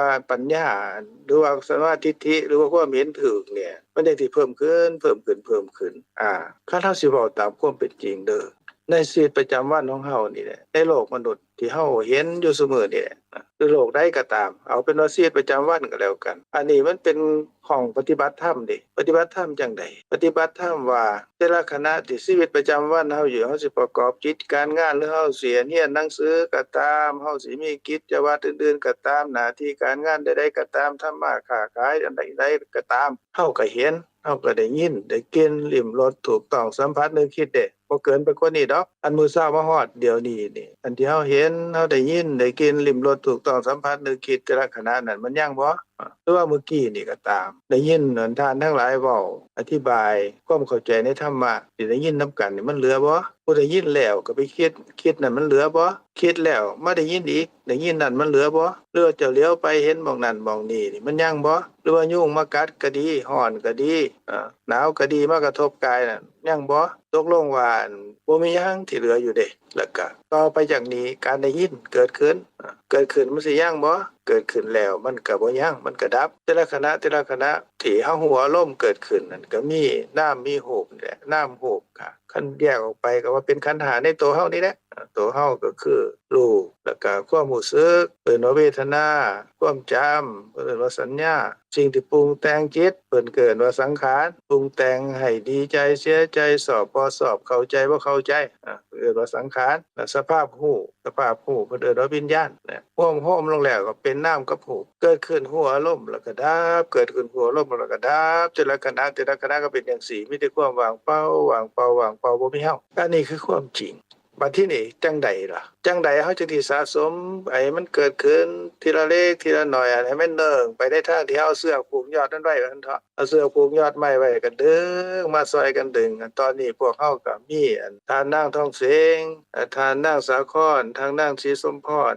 ทานพงษ์น้องน้อยแล้วก็ทุกคนนี่แหละนะแล้วก็ทานนักขราหรือว่าทานอื่นๆเนี่ยมาซอยกัน ช่วยกันดึงมันเถาะช่วยกันดึงให้มันโน้มไปในทางที่ต้องการจังใดพระพุทธเจ้าเพิ่นตรัสว่าจังใดจังสิโน้มไปทางนั้นได้เพราะปกตินี่เฮาก็สิโน้มไปในทางอันบ่ฮู้เด้คำว่าบ่ฮู้ก็หมายความว่าเห็นเกิดขึ้นก็เป็นเฮาเห็นเด้สอบเกิดขึ้นก็เป็นเฮาสอบบ่สอบเกิดขึ้นใบไม้ที่ปลิวมาก็เป็นใบไม้ก็เป็นบ่สอบไปสอบบ่สอบใบไม้บ่สอบใบไม้ก็กลายไปฮอดบ่สอบเจ้าของเขาอีกบางเทื่อก็มานั่งคิดนอนคิดอยู่หั่นแล้วกับใบไม้ปลิวมานอนบ่หลับก็มีสิไปว่าจังใดเฮ็ดจังใดเอาวางแผนจักมันหยังนะอันนั้นก็เพราะว่ามันเป็นไปตามปกติเด้เป็นไม่ได้จังซั่นแหละบ่อันแต่ใบไม้แนวอื่นก็คือกันแนวอื่นก็คือกันเดี๋ยวเห็นในชีวิตประจำวันนี่แหละเทิงเห็นเทิงได้ยินเทิงได้กลิ่นลิ้มรสถูกต้องสัมผัสนึกคิดในชีวิตประจำวันนี่มันเป็นไปในทางนั้นคือทางบ่ฮู้อันเถาะว่าที่นี่ในทางฮู้ไปจังได๋พระพุทธเจ้าเพิ่นตรัสว่าเพิ่นแสดงไว้ว่าอันที่ข้าน้อยเว้าว่าเมื่อกี้นี่แต่ละขณะนั้นเกิดแก่แล้วก็ตายหรือว่าเกิดแล้วก็ดับอันนี้เพิ่นเอิ้นว่าเป็นความจริงเด้ความจริงสูงสุดเพิ่นว่าอริยสัจธรรมในเหตุข้อที่1นี่คือว่าทุกข์ทุกอย่างเกิดมาเป็นทุกข์หมดคำว่าเป็นทุกข์ก็แปลว่าสภาพที่มันมีความเกิดขึ้นมีความแก่แล้วก็มีความตายของอะไรของหยังก็ของนามรูปนี่แหละของตัวเฮานี่แหละคือขันธ์5นี่แหละเกิดขึ้นแก่แล้วก็ตายนั่นสิบอกว่าซะเฮาว่าเกิดขึ้นเปลี่ยนไปแล้วก็ดับเกิดขึ้นเปลี่ยนไปแล้วก็ดับอันนี้เป็นความจริงจังซี่ทุกๆขณะก็เป็นจังซี่ย้อนกลับไปตั้งแต่เขาเกิดมาจนฮอดเดี๋ยวนี้ก็เป็นจังซี่บ่เหลืออยู่มีผู้ใดบ่แน่แล้วก็เกิดมาแล้วก็ยังจังซั่นคือเก่าเห็นก็ยังเห็นเป็นเด็กน้อยหรือว่าเป็นวัยรุ่นคือเก่าก็บ่มีหรือว่าอยู่ในครรภ์เกิดมาแล้วมีรูปที่เกิดขึ้นมีจิตมีเจตสิกเกิดกับรูปในขณะที่ปฏิสนธิยังจังซั่นอยู่คือเก่าในท้องแม่จังซั่นมีบ่ก็บ่มีก็ยาวมาจนถึงซุมื้อนี้วันที่นี้เฮาก็สิเว้าไปถึงว่าคันมันชาติที่แล้วชาติที่แล้วเฮาเกิดเป็นคนก็มีตาหูจมูกลิ้นกายใจเห็นได้ยินได้กินลิ้มรสถูกต้องสัมผัสนึกคิดยังบ่ของชาติที่แล้วเฮาก็มีหูมีตาจมูกลิ้นกายใจจังซี่แหละคันนอกจากตัวเฮาแล้วก็มีความเกี่ยวข้องกับผู้อื่นอีกเห็นได้ยินได้กินลิ้มรสถูกต้องสัมผัสนึกคิดเกี่ยวข้องอีกก็มีความเป็นขึ้นมาอีกก็มีพ่อมีแม่มีพี่มีน้องมีลูกมีหลานมีผัวมีเมียมีแนวอื่นอีกทรัพย์สมบัติเข้าของเงินทองมีน้อยมีหลายก็ต้องมีแหละแต่สิ่งเหล่านั้นนี่มันยังบ่มันเหลือบ่เฮานำมาในศาสตร์นี่บ่ก็บ่ได้เอามาศาสตร์ที่1ศาสตร์ที่2ย้อนไปก็คือเก่าก็มีเห็นได้ยินได้กินลิ้มรสถูกต้องสัมผัสนึกคิดก็คือเก่ามีทรัพย์สมบัติมีข้าวของเงินทองมีพี่มีน้องปู่ย่าตายายมีลูกมีเมียมีผัวทรัพย์สมบัติต่างๆก็มีหมดนั่นแหละเอามาบ่เอามาศาสตร์นี่บ่ก็บ่ได้เอามาศาสตร์ที่แล้วบ่ก็บ่ได้เอามาย้อนนับถอยหลังไปจนพุ่นละแสนโกฏกับก็บ่ฮู้ล่ะหลายจนนับบ่ถ้วนพุ่นแหละก็มีผู้เวทนาสัญญาสังขารวิญญาณมีการเห็นการได้ยินได้กินลิ้มรสถูกต้องสัมผัสนึกคิดยึดมั่นถือมั่นว่าเป็นของเฮาเป็นเฮาเป็นตัวตนของเฮาเป็นของเขาเอาเป็นใบไม้ก็เอาใบไม้ของเขามันปลิวมาใส่บ้านเฮาเป็นสิ่งหนึ่งสิ่งใดเป็นจังซั่นจังซี่แต่ละอย่างนั่นก็บ่ยังเหลืออยู่จักอย่างเลยมีแต่ความว่างเปล่าเด้ความว่างเปล่าที่บ่มีตัวมีตนเนี่ยเพิ่นว่าเป็นอนัตตาเพราะหยังเพราะมันเกิดขึ้นเปลี่ยนไปแล้วก็ดับอันนี้เป็นความจริงเด้แม้ในอนาคตเฮาไปเกิดในชาติหน้าก็มาเกิดเป็นคนหรือว่าเกิดเป็นหยังก็แล้วแต่ก็สิมีตาหูจมูกลิ้นกายใจนี่แหละก็มีความเกี่ยวข้องกับบุคคลอื่นก็เห็นได้ยินได้กินลิ้มรสถูกต้องสัมผัสนึกคิดก็สิมีพ่อมีแม่มีปู่ย่าตายายมีพี่มีน้องคือศาสตร์นี่แหละก็สิมีลูกมีเต้ามีสามีมีภรรยามีทรัพย์สมบัติของเงินทองคือกันแล้วก็เกิดขึ้นเปลี่ยนไปแล้วก็ดับคือเกิดแก่แล้วก็ตายก็ทิ่มไว้แล้วก็เกิดอีกเด้ไปข้างหน้าอีกก็มีแต่จังซี่มีแต่ความเกิดความแก่กับความตายบ่มีผู้ใดพ้นไปได้เด้อันนี้เป็นความจริงอันนี้เพิ่นว่าธรรมะเด้พวกเฮาเอิ้นภาษาเฮาว่าเป็นธรรมะโทษที่พวกเฮาเอิ้นภาษาเฮาว่าเป็นความจริงภาษาบาลีเพิ่นว่าเป็นธรรมะเป็นสภาพที่เป็นจริงเกิดว่าสภาพธรรมอันนี้คือความจริงอันนี้นี่เป็นความจริงที่ประจำอยู่จังซี่ตลอดไปแน่นอนเพิ่นว่าเป็นสภาพธรรมที่เอิ้นว่าธรรมนิยามภาษาบาลีอีกล่ะธรรมนิยามแปลว่าความแน่นอนแห่งความเป็นจริงจังซี่เพิ่นว่าความแน่นอนแห่งธรรมเด้ก็ดำรงอยู่จังซี่แหละหมายความว่าก็ตั้งอยู่จังซี่ตลอดไปเจ้าสิมาเชื่อหรือบ่เชื่อก็ตามเจ้าสิพากันมาทำลายบ่ให้เป็นจังซี่เป็นไปบ่ได้มันดำรงอยู่จังซี่ตั้งอยู่จังซี่เพิ่นว่าธรรมทิฏฐิคือความจริงที่ดำรงอยู่จังซี่แล้วก็มีลักษณะเฉพาะจังซี่แหละ นามรูปเกิดขึ้นมีตั้งแต่เกิดแก่แล้วก็ตายหรือเกิดแล้วก็ดับทุกๆขณะทุกๆขณะเพิ่นว่าธรรมธาตุเด้ลักษณะเฉพาะความจริงเฉพาะแม่นพระพุทธเจ้าเพิ่นสิอุบัติขึ้นมาตรัสรู้ก็ตามหรือว่าเพิ่นบ่เสด็จมาตรัสรู้ก็ตามความจริงอันนี้ก็เป็นจังซี่อยู่ตลอดไปเด้อันนี้แหละเพิ่นว่าทุกขาริยสัจเด้คือความจริงอันประเสริฐเกิดขึ้นตอนไหนตอนนี้แหละเกิดขึ้นตอนนี้แหละก็ขณะเดียวนี้เฮาก็ได้ยินก็มีหูมีนามมือมีขันธ์ห้านี่ก็เพิ่นก็แจกแจงให้เฮาได้เห็นเด้เกิดขึ้นแก่แล้วก็ตายคำว่าแก่คือการเปลี่ยนไปเกิดขึ้นแปรเปลี่ยนไปเปลี่ยนไปเปลี่ยนไปแล้วก็ดับเปลี่ยนไปเกิดขึ้นแปรเปลี่ยนไปแล้วก็ดับไปบ่เหลืออยู่เด้ก็เป็นจังซี่ตลอดไปเด้อันนี้แหละก็คือความเป็นจริงเพิ่นว่าทุกขาริยสัจเป็นสภาพที่บ่ยังอยู่คือเก่าบ่สามารถที่ทนดีได้คือเก่าบัดทีนี้คันเฮาฮู้ตามคันเฮาบ่ฮู้ตามความเป็นจริงความบ่ฮู้อันนั้นมาปิดบังบ่ฮู้ว่าแต่ละขณะนี่มันบ่มีนามมีรูปเหลืออยู่ได้นี่มันเกิดขึ้นแล้วก็ดับบ่มีเฮาบ่มีของเฮาบ่มีตัวตนของเฮาได้นี่คันเฮาฮู้ตามความเป็นจริงจังซี่ฮู้ว่ามันเกิดแล้วมันก็ดับหรือเกิดแก่แล้วก็ตายทุกๆขณะอันนี้เฮาก็ดับเหตุแห่งทุกข์ได้เด้แต่ว่าคันเฮาบ่ฮู้ล่ะคันบ่ฮู้เฮาก็เครียดให้ไปใหม่แล้วเครียดก็เป็นเฮาเด้เพราะความบ่ฮู้มันมาปิดบังอยู่นั่นแหละเพราะอิหยังเพราะบ่ฮู้ว่ามันเกิดมันแก่แล้วก็มันก็ตายหรือว่ามันคือมันเกิดขึ้น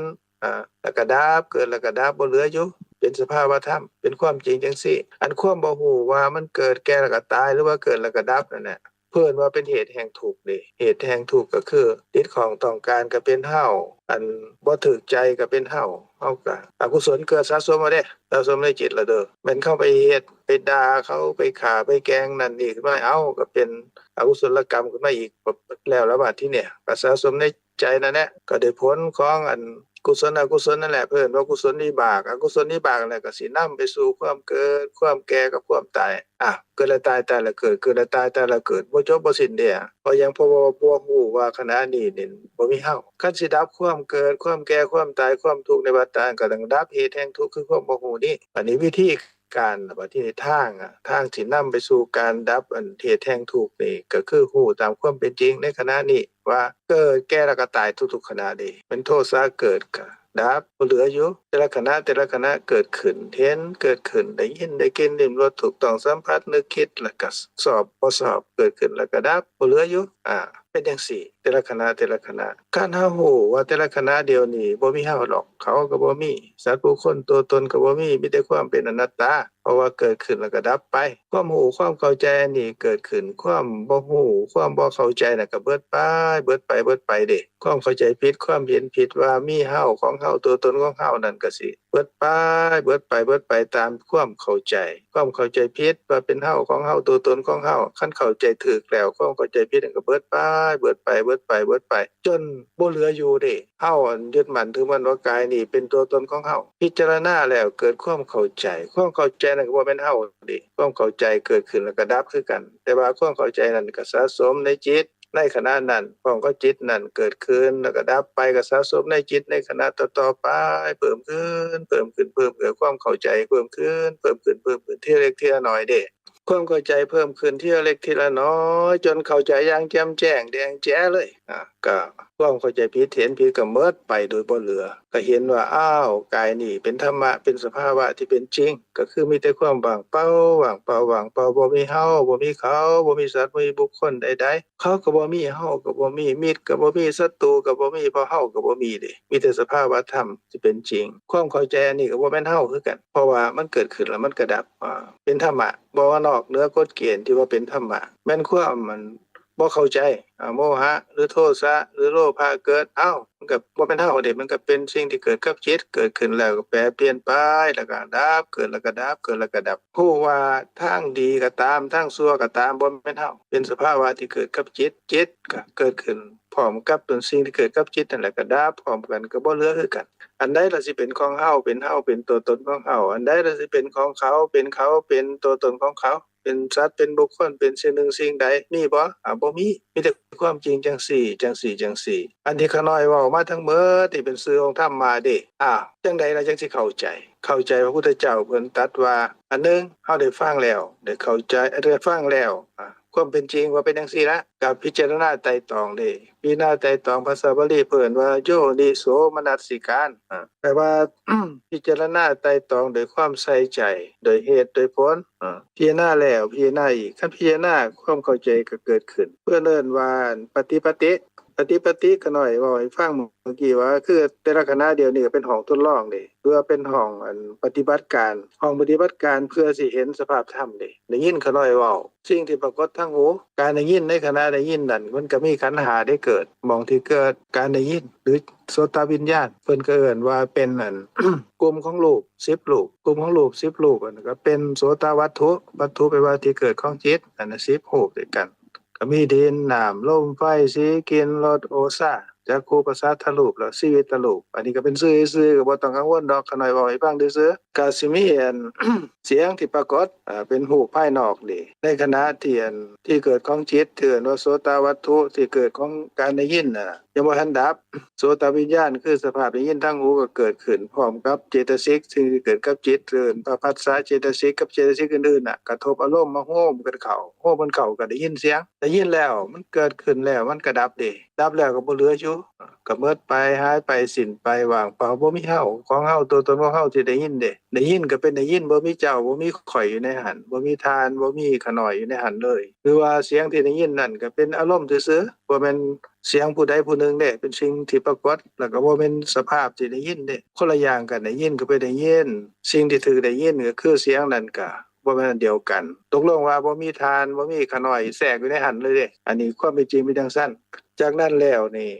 เกิดดับอีก3ขณะจิตนั่นมันก็สิมีความสอบความบ่สอบเกิดขึ้นก็บ่แม่นเฮาอีกก็น้อยก็บ่ให้ฟังซื่อๆดอกก็หมายความว่าการได้ยินแต่ละเทื่อนั่นก็คือขันธ์5นั่นแหละเกิดขึ้นแล้วก็ดับไอ้เกณฑ์เรียบร้อยถูกต้องสัมพันธ์นึกคิดกันแต่ละทางแต่ละขณะเกิดขึ้นแล้วก็ดับเกิดขึ้นแล้วก็ดับอันนี้เนี่ยมันมากระทบอยู่ตลอดเวลาเด้กระทบตลอดเวลาเพื่อว่าปฏิหรือว่าปฏิบัติหมายความว่าสิ่งที่ปรากฏเฉพาะในแต่ละทาง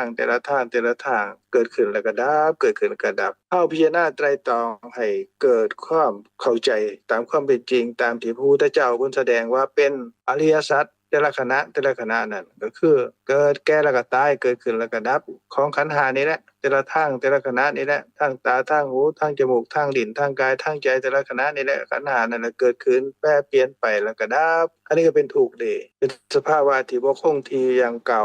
คันบ่ฮู้ก็เป็นเฮาเป็นเขาเป็นสัตว์เป็นบุคคลมีตัวมีตนมีเขียดมีขมขึ้นมา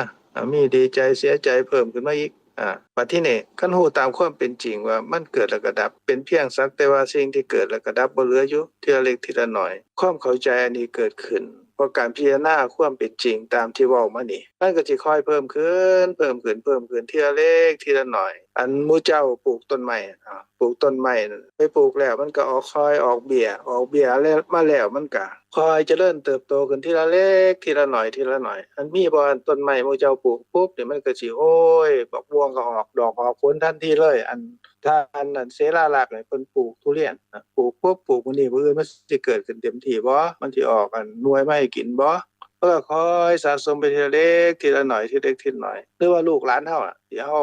ลูกเกิดในท้องบ่แม่นว่าเกิดปุ๊บก็สิใหญ่ขึ้นทันทีเลยเด้ก็สิค่อยเป็นค่อยไปนะค่อยเกิดขึ้นทีละดับสะสมไปทีละน้อยทีละเล็กทีละน้อยเด้ก็จากแต่ละคณะก็เพิ่มขึ้นเรื่อยๆจนเป็นเดือน1 2เดือน3เดือน4เดือน5เดือนเพิ่มขึ้นเรื่อยๆจนคลอดออกมา8เดือน9เดือนคลอดออกมาก็บ่ว่าใหญ่ทันทีได้บ่เป็นหนุ่มเป็นสาวทันทีบ่แม่นเทวดาโอปปาติกะอันน่ะหรือว่าอันเป็นพวกโอปปาติกะนั่นก็พุทธเกิดก็สมบูรณ์ทันทีนั่นก็อีกเรื่องนึงแต่ว่าขน้อยเว้าตัวอย่างนี่ก็คือว่าการเติบโตโดยการสะสมทีละเล็กทีละน้อย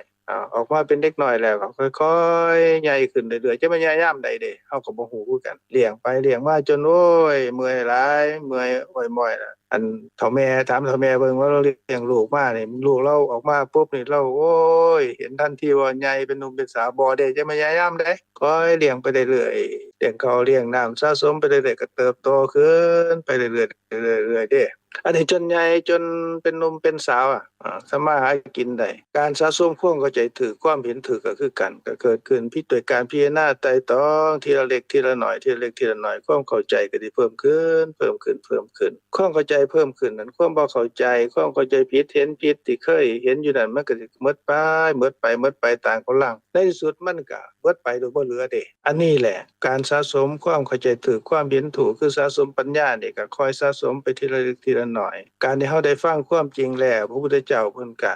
ตรัสไว้ว่าก็ให้พิจารณาไตร่ตรองในความจริงอันนั้นแล้วก็เข้าใจเพิ่มขึ้นทีละเล็กทีละน้อยทีละเล็กทีละน้อยเด้ความเข้าใจเพิ่มขึ้นทีละเล็กทีละน้อยเติบโตขึ้นทีละเล็กทีละน้อยนั่นแล้วความบ่เข้าใจก็เบิดไปจนในที่สุดเด้ก็ฮู้แจ้งเห็นจริงว่าโอ้มีแต่ธรรมะตัวนี้กายนี่เป็นธรรมะบ่แม่นตัวตนของเฮาเด้นี่ขันธ์5ก็เป็นซื่อๆเด้นี่เป็นสภาพธรรมที่เกิดขึ้นเปลี่ยนไปแล้วก็ดับบ่มีเฮาเด้นี่เฮาบ่มีแต่สภาวะที่เป็นจริงจังซี่คือเป็นอนัตตาว่างเปล่าคืออากาศเนี่ยเขาก็คือกันสัตว์บุคคลตัวตนใดๆก็เป็นคือกันหมดก็เป็นเพียงแต่ซื่อๆโดยสภาพที่เป็นจริงที่บ่มีซื่อนั่นมีแต่ความว่างเปล่าคือกันหมดนี่คือความเข้าใจเกิดขึ้นเพิ่นเอิ้นว่าเห็นธรรมหรือว่าธรรมจักษุคำว่าธรรมจักษุคำว่าจักษุหมายความว่าปัญญาคือความเข้าใจว่าเป็นธรรมะทั้งหมดหรือเป็นสภาพที่เสมอเหมือนกันหมดหรือเป็นความจริงจังซี่คือบ่มีเฮาบ่มีเขาบ่มีสัตว์บุคคลตัวตนใดๆอันนี้เพิ่นว่าบรรลุธรรมเด้หรือว่าเห็นธรรมเด้แต่ว่าขั้นตอนเพิ่นเว้าบัดทีนี้ขั้นตอนเพิ่นเว้าเพิ่นแสดงให้เฮาเห็นให้รายละเอียดเป็นขั้นเป็นตอนว่าอันที่1เอาฟังความจริงก็คือฟังธรรมะตามที่เขาน้อยบอกให้ฟังนี่แหละคืออริยสัจ4ก็คือว่าทุกข์เกิดแก่ขันธ์5นี่แหละคือเกิดแก่แล้วก็ตายทุกๆขณะคันบ่ฮู้ตามความเป็นจริงก็เป็นอวิชชาความบ่ฮู้ก็เฮ็ดให้เกิดแก่แล้วก็ตายอีกพอไปเฮ็ดบาปเฮ็ดบุญด้วยความเป็นเฮาเป็นเขาสัตว์บุคคลตัวตนโดยวิบากของกุศลอกุศลนั่นก็เฮ็ดให้เกิดแก่แล้วก็ตายบ่จบบัดนี้คันฮู้ว่าเกิดระดับทุกๆขณะนี่ความฮู้อันนั้นความเข้าใจน่ะเพิ่นว่าเป็นมรรคเป็นทางดับหยังดับเหตุแห่งทุกข์คือดับความบ่ฮู้ความเข้าใจเกิดขึ้นจนถึงที่สุดก็ความบ่ฮู้ดับไปจนบ่เหลือก็บ่ต้องเกิดบ่ต้องแก่บ่ต้องตายอีกการพิจารณาไตร่ตรองให้เกิดความเข้าใจจังซี่ตามความเป็นจริงทีละเล็กทีละน้อยแต่ละขณ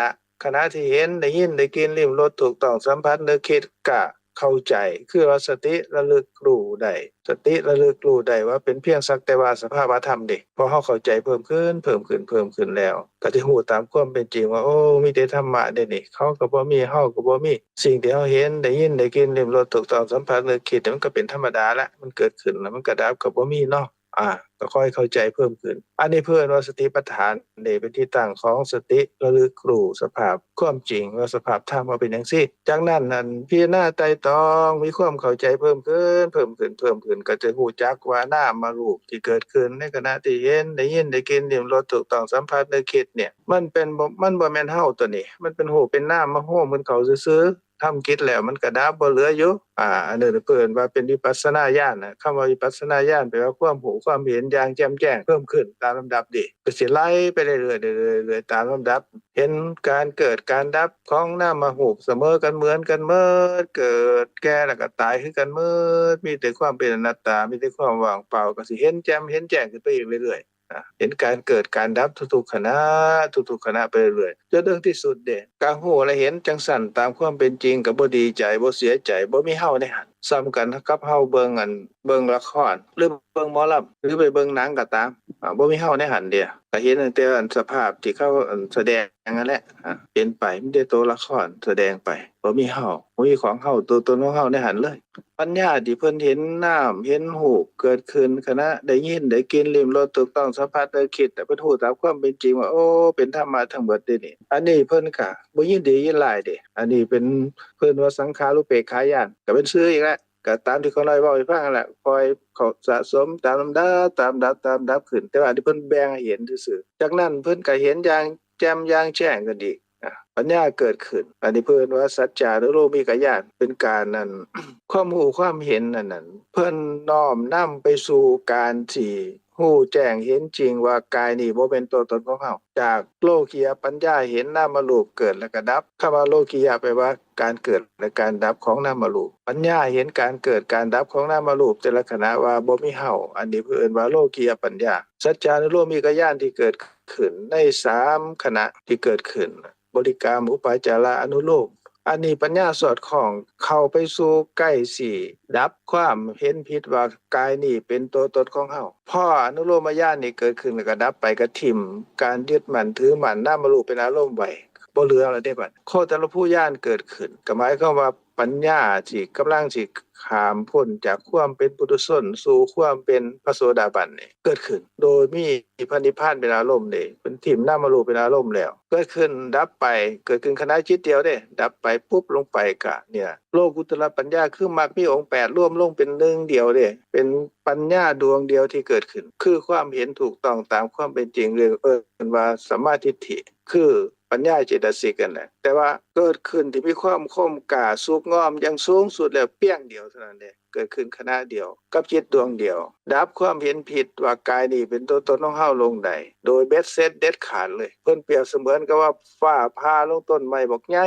ต้นไม้ใหญ่ฟ้าผ่าลงเปี้ยงเดียวต้นไม้กระจุยไปเลยนี่คือโลกุตตรปัญญาหรือว่ามรรคมีองค์8เกิดขึ้นร่วมลงในดวงเดียวเท่านั้นคือสัมมาทิฏฐิเห็นว่ากายนี้บ่แม่นตัวตนของเฮาดับความสงสัยในสภาพธรรมได้อย่างหมดสิ้นบ่แสวงหาวิธีการพิธีกรรมหรือว่ากฎเกณฑ์อีหยังอีกแล้วเพราะว่าเข้าใจแล้วดับได้แล้วไอ้ความเข้าใจผิดเห็นผิดว่ากายนี้เป็นตัวตนของเฮานั่นแต่เบ็ดเสร็จเด็ดขาดแล้วเพื่อว่าโสดาปฏิมัคคญาณหรือโลกุตตรปัญญาเกิดขึ้นจากนั้นแล้วโสดาปฏิผลก็เกิดสืบต่อเด้ทำกิจดับความเห็นผิดนั่นเบ็ดเสร็จเด็ดขาดมีนิพพานเป็นอารมณ์มาที่นี่ชีวิตหลังจากที่ฮู้แจ้งเห็นจริงจังซี่แล้วเป็นจังไดการดำรงชีวิตอยู่คือเก่าเด้เคยทำมาค้าขายทำมาหากินทำไร่ทำนาหรือว่าปฏิบัติราชการงานเมืองจังไดอยู่คือเก่าก็คือเก่านั่นแหละอยู่กับครอบครัวคือเก่าแต่ว่าเปลี่ยนไปอย่างนึงก็คือว่าการยึดมั่นถือมั่นว่ากายนี้เป็นตัวตนของเฮานั่นน่ะเบิดไปบ่เหลืออยู่บ่กลับไปสู่ความเข้าใจผิดเห็นผิดว่ากายนี้เป็นตัวตนของเฮาอีกในสังสารวัฏนี่บ่กลับไปอีกแล้วในส่วนที่ความเห็นผิดอันนั้นเห็นอย่างแจ่มอย่างแจ้งแล้วว่ามีตั้งแต่ธรรมะบ่มีเขาบ่มีเฮาบ่มีสัตว์บ่มีบุคคลตัวตนใดๆอันนี้เพิ่นก็ใช้ชีวิตโดยปกติในชีวิตประจำวันธรรมดาของเพิ่นก็ยังมีครอบมีครัวมีลูกมีผัวมีลูกมีเมียอยู่ยังทำมาหากินอยู่เพิ่นดับความเห็นผิดได้อย่างเบ็ดเสร็จเด็ดขาดอย่างเบิดเกลี้ยงบ่มีเหลือแต่ว่าในส่วนของกามราคะกับปฏิฆะคือโทสะนี่ก็ยังดับบ่ทันได้ยังดับบ่ทันได้แต่ว่าสิบ่ล่วงอกุศลออกมาบ่เฮ็ดผิดศีล5เพิ่นสิมีศีล5อย่างมั่นคงอันนี้เป็นคุณสมบัติเกิดขึ้นโดยอัตโนมัติเด้บ่ต้องไปสมาทานฮิริโอตตัปปะก็เกิดขึ้นเพิ่นบ่ล่วงละเมิดออกมาในการที่เฮ็ดอกุศลที่เฮ็ดให้ไปเกิดในอบายอีกพอเพิ่นปิดประตูอบายได้แล้วเด้บ่ไปเกิดเป็นสัตว์นรกเกิดเป็นสัตว์เดรัจฉานเป็นเปรตเป็นอสุรกายได้บ่เกิดอีกเลยมีความมั่นคงในพระรัตนตรัยมีความเชื่อในกรรมและผลของกรรมอย่างเต็มที่อันนี้เป็นคุณสมบัติที่เกิดขึ้นกับพระโสดาบันแต่ว่าเพิ่นก็ยังครองบ้านครองเงินอยู่ยังมีลูกมีเต้าอยู่ยังมีสามีมีภรรยาอยู่เพียงแต่ว่าความเห็นผิดว่ากายนี้เป็นตัวตนของเฮานั้นบ่เกิดขึ้นแล้วดับไปอย่างเบิดสิ้นแล้วก่อนเฮาสิถึงอันนั้นนี่ก็ตามที่คุยกันไว้ว่าเป็นความเจริญเติบโตตามลำดับของความเข้าใจถูกความเห็นถูกเกิดขึ้นจากหยังเกิดขึ้นจากการได้ฟังได้ยินความจริงคือพระธรรมจากนั้นก็พิจารณาไตร่ตรองดูปีนึงพิจารณาเทื่อนึงก็มาถามว่าเฮ็ดจังไดจังสิฮู้แจ้งเห็นจริงก็ก็บ่ต้องถามดอกจังไดปีนึงมาคิดเทื่อนึงมันก็ได้ส่ำนั้นแหละก็ซ้ำคิดเทื่อนึงก็ยังดีอยู่ดีกว่าบ่คิดก็เข้าใจตามที่พิจารณาเทื่อนึงนั่นแหละก็พิจารณาดูความเข้าใจถูกความเห็นถูกก็ดูคือกันก็ซ้ำกับเฮาทำมาหากินนั่นแหละปีนึงไปเฮ็ดงานมื้อนึงก็สิได้เงินหลายปานใดไปเฮ็ดปีนึงไปเฮ็ดงาน2เทื่อก็สิได้เงินหลายปานใดก็บ่ต้องมาถามว่าเฮ็ดเมื่อยามใดข่อยสิมีเงินบ่ต้องถามโอ้ยทีเล็กทีน้อยมันก็มีขึ้นเพิ่มขึ้นตามลำดับในที่สุดน่ะไอ้ความยากจนที่เคยมีอยู่น่ะเฮามีเงินเพิ่มขึ้นแล้วความยากจนมันก็หายไปโดยอัตโนมัติเด้ก็เป็นจังซี่ตามลำดับคือกันกับสะสมปัญญาขน้อยเว้ามานี่ก็คือว่า ความเข้าใจถูกความเห็นถูกนั่นมันก็สิเกิดสะสมทีละเล็กทีละน้อยทีละเล็กทีละน้อยตามขันธ์ที่ว่ามานั่นเพิ่นเอิ้นว่ามีสติปัฏฐานมีวิปัสสนาญาณตามลำดับไล่ชื่อไปอันนั้นก็คือเพิ่นเว้าขั้นตอนของการเจริญเติบโตของปัญญาจนถึงที่สุดเพิ่นเอิ้นว่าโลกุตตรมรรคโลกุตตรมรรคก็คือความเข้าใจเกิดขึ้นในที่สุดก็ดับความเข้าใจผิดความเห็นผิดให้หมดไปโดยบ่เหลืออันนี้ก็ตามที่ว่ามานี่แหละท่านทั้งหลายก็พอสิมองเห็นแนวทางนะอันนี้เป็นทางเพิ่นเป็นมาร์กเป็นทางที่นำไปสู่การดับความเห็นผิดสะสมทีละเล็กทีละน้อยทีละเล็กทีละน้อยก็เป็นจังซี่แหละก็พิจารณาไตร่ตรองก็ฮู้ได้โดยตนเองว่าเฮาสะสมได้น้อยได้หลายปานใดก็ฮู้แจ้งเห็นจริงได้ตามลำดับนั่นล่ะเนาะอันนี้เขาน้อยก็เว้ายาวว่าอันก็เอาประมาณนี้ก่อนเนาะมีท่านใดสิซักถามเพิ่มเติมหรือว่าแสดงความคิดเห็นหรือว่าสิเพิ่มเติมในความเข้าใจพระธรรมแบ่งปันสู่กันก็เชิญค่ะกับท่านอาจารย์ทั้งสองค่ะน้อยได้ยินได้ฟังมาเนาะเป็นสิ่งที่งดงามม่วนอีหลีในธรรมที่อาจารย์พยายามถ่ายทอดให้พวกเฮานี่ได้มีวิธีมีแนวทางในการที่สิมาพิจารณาอันม่วนกับคำนึงที่ท่านอาจารย์เว้าเนาะเรื่องว่าคณะนี้ก็เป็นพวกเฮากำลังอยู่ในห้องปฏิบัติการคือสามารถเฮ็ดหรือบ่แม่นว่าสามารถจริงๆมันก็เกิดอยู่ทุกคณะตอนนี้ที่มันเกิดดับอยู่นี่ว่าเฮากำลังสะสมอยู่ไผสะสมหยังนี่แต่ละคนก็สิฮู้โดยคร่าวๆเนาะโดยตัวเองอยู่ว่าเฮาขณะฟังอยู่นี่เฮาเกิดการพิจารณาไปนำบ่อันนี้ตามที่ขน้อยพอได้เข้าใจพอฟังมากก็บางช่วงบางตอนก็เกิดความซาบซึ้งบางช่วงบางตอนก็เหมือนคือจังได๋ยังได้ไต่ตองคิดพิจารณาไปอยู่แต่ว่าสิ่งที่ท่านอาจารย์เว้านี่คือเพิ่นเอาคำของพระพุทธเจ้ามาเรียบเรียงเป็นคำเป็นที่เพิ่นเอิ้นเนาะว่าลักษณะธรรมนั้นเป็นแบบนั้นแบบนี้นั่นนะแต่ว่าจริงๆแต่ละคนนี่คันแม่นตามที่เฮาคิดก็คือสิมีแม่นสภาวะนั้นเกิดขึ้นมาอยู่ว่าในการไต่ตองอย่างเช่นว่าที่ท่านอาจารย์เพิ่นยกคำว่าโยนิโสมนสิการนี่ก็คือพวกเฮากำลังไต่ตองพิจารณาโดยแยบคายนะเนาะโดยดีด้วยดีนี่นะก็แต่ละคนก็คือสิเกิดภาวะนั้นขึ้นมาอยู่เป็นบางครั้งบางคราวกับคำบางคำที่ท่านอาจารย์ได้นำมากล่าวต่อพวกหมู่เฮาให้พวกหมู่เฮาได้ขอคิดมีคำหนึ่งที่ท่านอาจารย์เพิ่นเว้าถึงเรื่องอารมณ์เนาะอาจารย์ก็ว่า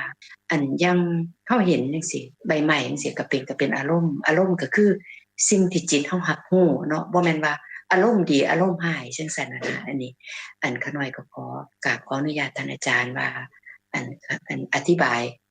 คำนี้เพราะว่าเป็นคำทางธรรมเนาะที่เป็นอาจารย์เพิ่นใส่คำนี้ขึ้นมาหั่นนะบางคนอาจสิบ่ได้ฮู้นะว่าเพิ่นว่าเป็นอารมณ์คือสิ่งที่จิตพวกเฮารับรู้อยู่ตอนนี้นี่นะมวลหลายก็ขน้อยก็มีเท่านี้ก็สะสมไปเทื่อละนิดเทื่อละหน่อยคือจังท่านอาจารย์ว่ามันเทื่อละนิดเทื่อละหน่อยอีหลีสำหรับเจ้าของกับฮู้ว่าพี่ๆน้องๆท่านอื่นมีความคิดเห็นหยังจังใดก็ขอเชิญน้องสิงห์น้องพงษ์น้องพรหรือว่าพี่ๆน้องๆท่านอื่นก็หน่อยเชิญเจ้าโดยขน้อยขออนุญาตเนาะโดยขอกราบขอบใจท่านอาจารย์ที่ได้อธิบายได้อย่างชัดเจนลึกซึ้งเนาะนับตั้งแต่การที่เฮาเริ่มที่จะเข้าใจเล็กๆน้อยๆเห็นโทษเห็นภัยของอกุศลจนไปถึงการเข้าใจอริยสัจธรรมและก็เพิ่มพูนปัญญานับตั้งแต่ปัญญาขั้นได้ยินได้ฟังเข้าใจจนไปฮอดปัญญาขั้นไตร่ตรองพิจารณาและปัญญาขั้นเข้าถึงสภาวะก็คือปฏิตามที่อาจารย์ท่านได้กล่าวเนาะชัดเจนละเอียดหลายแล้วก็คงเกิดความเห็นโทษเห็นภัยของอกุศลและก็คงบ่ประมาทที่จะละเลยการพิจารณาบ่ประมาทในการที่จะเห็นโทษเห็นภัยของอกุศลแล้วก็เริ่มเห็นคุณของกุศลเนาะโดยมีแม่ของขน้อยที่ว่าเขามาฟังนำเนาะโดยเพิ่นสงสัยคำหนึ่งนะท่านอาจารย์อยากขอความเมตตานำท่านอาจารย์เนาะที่เฮาใส่คำว่าศาสตร์เนาะเฮาเกิดมาหลายภพหลายศาสตร์สินะโดยศาสตร์ศาสตร์ก่อนศาสตร์หน้านี่นะโดยท่านอาจารย์ทั้งที่ว่าจิตรูปกับนามเนาะขันธ์5ก็เกิดดับไปแต่ละขณะนับตั้งแต่จิตเกิดเนาะก็คือปฏิสนธิจิต ค่ะมีจิตอื่นเกิดมาเรื่อยๆจนกว่าไปฮอดจิตขณะสุดท้ายก็คือจุติจิตเนาะจิตที่ว่าตายแล้วหลังจากนั้นเพียงแต่ขณะเดียวปฏิสนธิจิตก็เกิดขึ้นทั้งที่แบบมีการตายที่เอื้อยสาครก็เคยได้กล่าวเนาะคณิกะมรณะสมมติมรณะเนาะปริเฉทมรณะนะโดยอยากรบกวนขอความเมตตานำท่านอาจารย์อธิบายคำว่าศาสตร์เนี่ยนะโดยศาสตร์กี่ศาสตร์กรศาสตร์นี้ศาสตร์หนาเพื่อให้เกิดความเข้าใจว่าเป็นการหมายถึงว่าเอาตั้งแต่ปฏิสนธิจิตจนฮอดจุติจิตบ่หรือว่าเป็นศาสตร์ที่ว่าสมมุติว่าเป็นบุคคลนี้บ่อย่างนั้นน่ะโดยรบกวนขอโอกาสนำท่านอาจารย์ด้วยอันคำว่าชาติแปลว่าการเกิดคันแม่นว่า เกิดต่อจากชาติที่แล้วการต่อการเพิ่นว่าปฏิสนธิภาษาบาลีเพิ่นว่าปฏิสนธิปฏิสนธิจิตแม่นบ่ท่านพงษ์โดยท่านอาจารย์อย่างสมมุติว่าตายมาจากชาติที่แล้วเพิ่นว่าจุติจิตเกิดขึ้นหมายความว่าจิตสิ้นสุดความเป็นบุคคลนั้นในภพนั้นชาตินั้นเกิดขึ้นแล้วก็ดับด้วยอัน กุศลวิบากเรื่องกุศลวิบากคือผลของกุศลอกุศลนั้นก็นำไปสู่ปฏิสนธิจิตคำว่าปฏิสนธิก็หมายความว่าจิตที่เกิดสืบต่อจากภพที่แล้วคำว่าชาตะตัวนี้นี่หรือว่าชาตินี่หรือชาตินี่ก็คือการเกิดขึ้นในภพต่อจากภพเก่าอันนี้เรียกว่าปฏิสนธิจิตในขณะที่เกิดขึ้นเพิ่นว่า ชาติการเกิดขึ้นของนามของรูปอันนี้เนาะแม่นบ่โดยปฏิชาตินี้สมมุติชาตินี้สิ้นสุดความเป็นบุคคลนี้ในภพนี้ชาตินี้เพิ่นว่าจุติจิตเคลื่อนจากภพนี้ชาตินี้เกิดขึ้นแล้วก็ดับไปพอดับไปแล้วด้วย กุศลวิบากอกุศลวิบากนั่นก็สืบต่อคำว่าสืบต่อแปลว่าปฏิสนธิวิญญาณหรือปฏิสนธิจิตก็เกิดขึ้นในภพต่อไปการเกิดนั่นเพิ่นว่าเป็นชาติคือการเกิดคือว่าเป็นจิตแรกที่เกิดขึ้นในท้องแม่หรือว่าในท้องคันเกิดเป็น ในท้องสัตว์นะก็เป็นจิตดวงแรกที่เกิดขึ้นอันประกอบไปด้วยรูปกับนามเฮ็ดให้เกิดเป็นคนนั้นหรือว่าเกิดเป็นสัตว์ในครรภ์ของมารดาอันนี้เรียกว่าชาติหรือว่าชาติการเกิดบัดทีนี้แต่ละขณะอันนี้ก็เว้าถึงการเกิดข้ามภพข้ามชาติเด้บัดทีนี้ชาติอีกอย่างนึงก็คือว่าการเกิดของจิตคือกันการเกิดของจิตอย่างจิตได้ยินนี่เพิ่นว่าโสตวิญญาณหรือว่า การได้ยินเสียงการได้ยินนี่เพิ่นว่าโสตวิญญาณโสตแปลว่าหูวิญญาณแปลว่าหูเสียงทั้งหูมันเกิดขึ้นเพิ่นก็เอิ้นว่าเกิดคือกันแต่ว่าเพิ่นบ่ได้เอิ้นว่าชาติแบบเดียวกันกับปฏิสนธิจิตเด้อันนั้นเป็นการเกิดของนามของรูปอันเทื่อแรกในภพนั้นบ่เกิดอีกเลยเด้ในภพนึงภพนึงเกิดเทื่อเดียวเท่านั้นจะเฮาเกิดเป็นคนในชาตินี้เด้ปฏิสนธิจิตหรือว่าชาติที่สืบต่อมาให้เกิดในชาตินี้มีนามมีรูปเกิดขึ้นเทื่อเดียวดับไปแล้วก็บ่เกิดขึ้นอีกในชาตินี้เด้นอกจากว่าตายแล้วไปเกิดอีกชาติต่อไปชาตินึงเกิดขึ้นอีกเทื่อนึงเกิดขึ้นเทื่อเดียวบัดทีนี้การเกิดขึ้นของจิตได้ยินก็ดีเอิ้นว่าโสตวิญญาณจิตเห็นเอิ้นว่าจักขุวิญญาณจักขุแปลว่าตาวิญญาณแปลว่าหูก็หูสิ่งที่ปรากฏทางตาวิญญาณอื่นก็คือกันนะอันนี้นี่ก็มีเกิดขึ้นแล้วก็ดับแล้วก็เกิดขึ้นอีกแล้วก็ดับแต่ว่าอันเกิดขึ้นอีกแล้วก็ดับที่หลังนี่บ่แม่นอันเก่าเด้อันเก่าดับไปก็เบิดไปแล้วอันใหม่เกิดขึ้นแล้วก็ดับไปมีอันใหม่เกิดขึ้นต่อไปอีกก็ดับไปอันเก่าจิตเห็นจิตได้ยินได้กลิ่นลิ้มรสถูกต้องสัมผัสนึกคิดคือหูรูปที่ปรากฏทางตาได้ยินเสียงได้ยินได้กลิ่นลิ้มรสถูกต้องสัมผัสนึกคิดอันนั้นมันดับไปแล้วหมดไปแล้วหายไปแล้วสิ้นไปแล้วบ่เหลืออยู่แล้วก็บ่จังอยู่คือเก่าคันมันบ่เหลืออยู่แล้วเกิดขึ้นแล้วก็ดับแล้วก็เป็นอัตตาตัวตนเป็นสิ่งหนึ่งสิ่งใดก็บ่ได้เพราะว่ามันเบิดไปแล้วหายไปแล้วสิ้นไปแล้วสูญไปแล้วอันนี้เป็นการเกิดดับสืบต่อกันก็เอิ้นว่าเกิดคือกันแต่ว่าเพิ่นเอิ้นว่าทิฏฐิขณะอุปาทขณะคือการเกิดขึ้นของจิตในขณะหัวลมในแต่ละทางแล้วก็มีขณะน้อยๆเพิ่นว่าอนุขณะของการเกิดขึ้นของจิตที่หัวลมตรงนี้เอิ้นว่าอุปาทขณะคือขณะที่เกิดขึ้นแล้วก็ทิฏฐิขณะที่ตั้งอยู่บ่ทันดับแล้วก็พังคขณะที่ดับอันนี้เห็นคือนึงนี่คันแยกออกเป็นคณะน้อยๆก็เป็น การเกิดขึ้นตั้งอยู่แล้วก็ดับไปเกิดขึ้นตั้งอยู่ก็ดับไปอันนี้ก็เป็นการเกิดของจิตในชีวิตประจำวันของเฮาในการเห็นการได้ยินได้กินลิ้มรสถูกต้องสัมผัสนึกคิดอันนี้ก็เป็นการเกิดคือกันเอิ้นว่าการเกิดขึ้นของจิตอันนี้เกิดขึ้นดับไปก็สืบต่อไปเรื่อยๆนะบัดทีนี้อันปฏิสนธิจิตน่ะคือการเกิดน่ะชาติเนี่ยอันนี้ชาตินึงเกิดเทื่อเดียวเท่านั้นแล้วก็ดับไปแล้วบ่เกิดอีกในชาตินั้นนะก็ประมาณนี้แหละอันบ่ฮู้ว่าอันที่พ่อที่อธิบายให้เพิ่นได้ฟังเพิ่มเติมได้บ่ท่านพงษ์โดยเพิ่นก็ฟังนํอยู่ขอบใจนํท่านอาจารย์หลายๆโดยแม่มีคำถามหยังเพิ่มเติมบ่ต่อกับกันเข้าใจก็ถามอีกได้ไปคิดเบิ่งคุณแม่ว่าจังได๋มีหยังที่คุยกับลูกหลานก็คุยถามหยังก็ถามก็ช่วยกันพิจารณาไตร่ตรองเพื่อสิได้เข้าใจเพิ่มขึ้นในสภาพธรรมเนาะโดยขอบใจนํท่านอาจารย์หลายๆโดยชัดเจนโดยขอกราบนมัสการอาจารย์ขอบพระคุณอย่างสูงที่ว่าได้มาสาธยายธรรมให้ฟังก็จะคอยสืบต่อในการเข้ามาฟังธรรมตลอดเพราะว่าก็ได้อานิสงส์หลายอย่างจากอาจารย์แล้วก็ญาติธรรมทุกท่านก็ขอบใจหลายๆที่ว่ามีโอกาสได้เข้ามาแล้วก็ขอบใจน้ำพูดที่ว่าจัดกัดสนทนาธรรมนี้ขึ้นมาก็ได้แจ้งเติมอีกน้อยนึงเนาะอาจารย์เนาะก็สิคอยสังสมไปเรื่อยๆแล้วก็สิพยายามญาติโอกาสเข้ามาฟังนำตลอดขอบพระคุณอาจารย์แล้วก็ทุกท่านด้วยนะที่นี่ถ้ามีคำถามในขั้นต่อๆไปก็สิมาถามอาจารย์เติมเพื่อมีความกระจ่างแจ้งเนาะก็ขอกราบเท่านี้ก่อนอาจารย์สาธุขอบใจหลายๆเด้อมีหยังการถามได้บ่ต้องเกรงใจก็คุยกันก็ต่างคนต่างช่วยกันคิดช่วยกันพิจารณาให้เกิดความเข้าใจเพิ่มขึ้นนะก็ช่วยกันโดยขอหน่อยขอบใจหลายๆอาจารย์แล้วก็ทุกท่านญาติธรรมทุกท่านด้วยก็เท่านี้ก่อนเนาะท่านนั้นต้องเสียงว่าจังได๋โดยขอบใจหลายๆขอบใจน้องพงษ์ขอบใจที่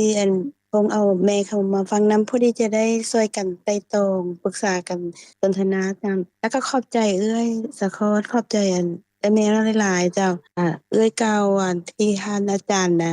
บรรยายอธิบายนะก็ได้ม่วนหลายเจ้าแล้วก็ขอบใจท่านอาจารย์เป็นอย่างสูงเลยละเอียดเลยท่านอาจารย์และขณะที่ฟังอยู่ขน้อยก็เห็นหลายอย่างที่ต้องได้พิจารณาไตร่ตรองคือการดำเนินชีวิตของเฮาน่ะคือว่าเฮาพิจารณาเห็นว่ามันบ่มีเฮาบ่มีเพิ่นบ่มีเฮาบ่มีเขาบ่มีไผล่ะบ่มีบุคคลตัวตนแต่ว่าการแก้ไขปัญหาแบบเฮาก็บ่ได้ยกตัวอย่างตัวน้อยๆที่ว่าใบไม้หล่นมาอันนี้มันน้อยๆเนาะปัญหาน้อยๆแต่ปัญหาใหญ่ๆมันก็มีหลากหลายทุกขณะแหละแต่ละมื้อนะแต่ว่าปัญหาน้อยๆที่เฮายกมาคือใบไม้นี่มันบ่มีเฮาบ่มีเขาแล้วก็บ่มีตัวตนคือว่าเฮาก็ต้องบ่ได้ปะละเลยคือว่าอันนี้เฮาก็ต้องยอมซะเพราะว่ามันบ่มีตัวมีตนล่ะอย่ามันเฮาตัวนั้นก็บ่แม่นบ่มีเฮาคือบ่มีเฮาบ่ได้ประกอบบ่มีเฮาบ่มีเขาบ่มีตัวตนบุคคลแต่แก้ไขด้วยประกอบด้วยปัญญาก็คือเฮาก็ต้องแก้ไขก็ต้องตามสภาพและอธิบายให้เขาเจ้าฮู้ว่าใบไม้หล่นมาเฮาแก้ไขจังได๋แต่ว่าแก้ไขด้วยความบ่เป็นเฮาถ้าหากบ่ด้วยความเป็นเฮาคือความเป็นธรรมน่ะมันผลออกก็จะจบแล้วก็จะออกมาดีจะออกมาในรูปแบบใดเฮาก็บ่เกิดอกุศลเพราะว่ามันบ่มีเขาบ่มีเฮาแต่ต้องได้แก้ไข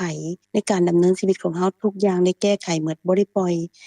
อยไปตามยถากรรมเพราะว่าบ่มีเขาบ่มีเฮาเราบ่ต้องเฮ็ดหยังบ่ได้หมายความว่าแบบนั้นบ่ได้ประกอบด้วยปัญญาถ้าประกอบด้วยปัญญาคือว่าต้องได้แก้ไขด้วยความเป็นธรรมด้วยความบ่มีเขาบ่มีเฮาเกิดขึ้นทุกอย่างก็บ่มีอกุศลบ่ว่าแต่ต้องได้แก้ไขคือเสียงว่านั่นแหละแก้ไขด้วยประกอบด้วยปัญญาเจ้าทุกสถานการณ์ทุกเรื่องทุกราวเฮาปล่อยปละละเลยบ่ได้เลยเพราะว่าเฮาต้องดำเนินชีวิตเนี่ยนามสมมุตินี้นะคือว่าบ่มีเฮาเราต้องยอมคนอื่นบ่แม่นบ่มีเขาเฮาต้องยอมคนอื่นบ่แม่นคือบ่ได้ยอมแต่ว่าแก้ไขด้วยความเป็นธรรมด้วยความเป็นกลางที่จะให้มันมีการดำเนินในนามสมมุตินี้ไปได้ดีแหละทุกขณะแล้วก็ที่สำคัญที่ว่าเห็นว่าบ่มีเขาบ่มีเฮาทุกขณะอันตรายหลายคือเห็นด้วยความเป็นเฮาว่าเฮานี่เข้าใจธรรมะเฮานี่เห็นการเกิดดับตรงนี้ก็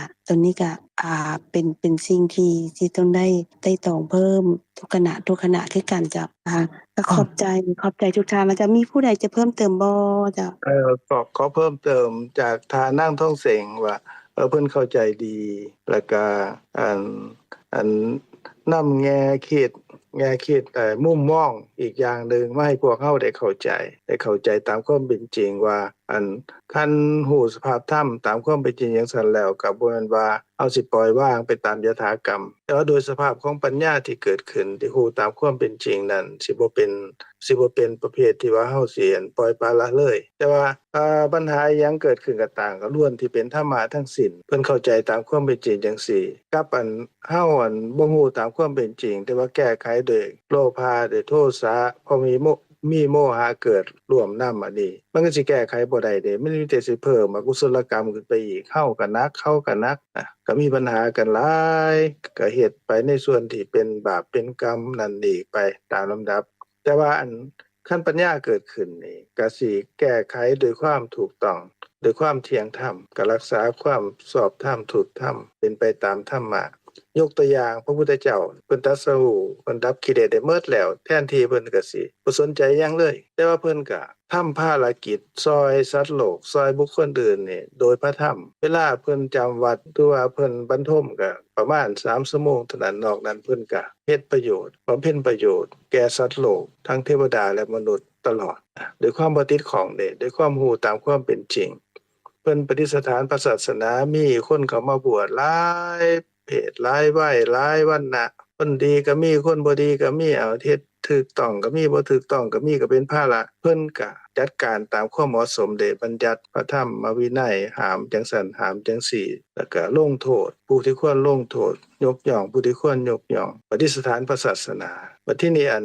พระอรหันตสาวกก็คือกันเพิ่นดับกิเลสได้เบิดแล้วคลายความยึดมั่นถือมั่นบ่ได้แต่เพิ่นเฮ็ดประโยชน์ได้หลายเด้บัดนี้เพิ่นเผยแผ่พระธรรมด้วยความกรุณาก็เห็นว่าสัตว์นี่มืดมนเพิ่นก็ให้ปัญญาคือความเข้าใจถูกเห็นถูกนี่แหละก็บรรลุมรรคผลนิพพานตามลำดับคือกันแฮงเฮ็ดได้หลายเด้แต่ว่ายังมีกิเลสอยู่นี่เฮ็ดได้อยู่แต่ว่าเฮ็ดได้จำกัดบ่หลายปัญญาเกิดขึ้นที่เฮ็ดจิตของปัญญาแต่ว่าคันแม่น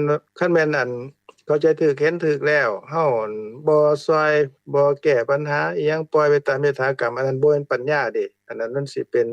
อัญญานุเบกขาเอิ้นว่าเป็นโมหะประเภทหนึ่งคือบ่ฮู้ตามความเป็นจริงดอกแต่โดยสภาพของปัญญานี่สิบ่เป็นไปในส่วนที่ปล่อยปละละเลยจังซั่นเพิ่นก็เฮ็ดหน้าที่ของเพิ่นนั่นแหละอย่างพระนางวิสาขาเพิ่นก็เฮ็ดหน้าที่ของเพิ่นทำมาค้าขายจัดการจัดนั่นนี่ก็อนาถาบิณฑิกาเศรษฐีก็คือกันพระเจ้าพิมพิสารก็คือกันเพิ่นก็ทำหน้าที่ของเพิ่นปกครองบ้านเมืองก็บ่แม่นว่าปล่อยปละละเลยนะอันนี้ก็เป็นสิ่งที่ขอบบุญขอบคุณอนุโมทนาหลายๆกับท่านทองเสงเพิ่นนำมาแยกแยะให้เห็นนะว่าญาณเฮาประมาทนั่นแหละนะญาณเฮาประมาทญาณว่าถ้าว่าซั่นกันบ่ยึดมั่นถือมั่นแล้วมีหยังสิเกิดขึ้นก็สร้างมันบ่แม่นแนวนั้นอันนั้นเป็นสภาพธรรมที่เกิดขึ้นในใจเพิ่นก็ฮู้ตามความเป็นจริงว่าเป็นอนิจจังทุกขังอนัตตาเป็นเรื่องธรรมดาแต่ว่าเพิ่นก็เฮ็ดในสิ่งที่ถูกที่ต้องที่ถูกที่ควรเป็นประโยชน์เกื้อกูลนะก็โดยประมาณนี้แหละแถมเพิ่นนิดนึงเชิญทางนางทองเสงสาธุท่านอาจารย์ชัดเจนเลยก็น้อยขอบใจหลายๆเจ้ากราบขอบใจท่านอาจารย์ทั้งสองหลายๆก็ครับกราบขอบใจญาติพี่น้องทุกท่านที่เข้ามาช่วยกันพิจารณาไตร่ตรองเจ้าพอดีสุดท้ายนี่ก็